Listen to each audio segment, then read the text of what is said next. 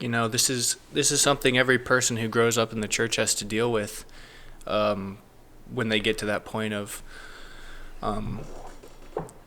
making their faith their own. Because if you do just rely on your parents, or if you move away and you go to a church because that's what you've been doing your whole life, then if your faith isn't your own and the church is being influenced by culture instead of the church influencing your culture, and your church begins to change, well, you don't have the knowledge, you don't have the time spent in the Bible to object to this. You don't have, you can't call out other people's wrongs if you can't even tell them where what you believe is in the Bible.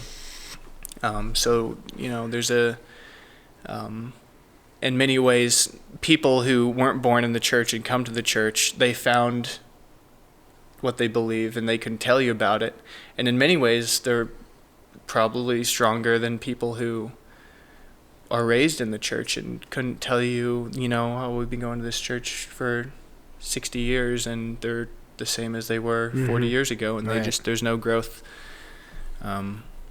There's no desire to help the church or take a more responsibility in the church. It's a place you go to every Sunday.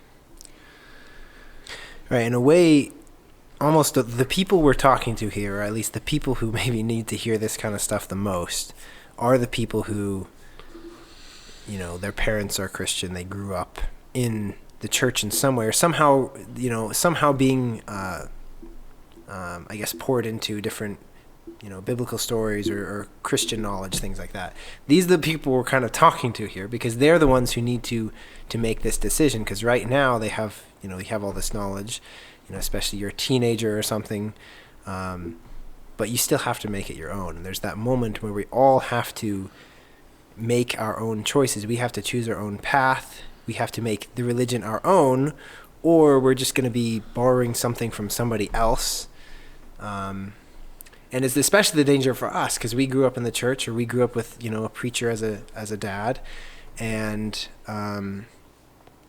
we're especially susceptible to that complacency of having made it in a way. Whereas first generation Christians, people who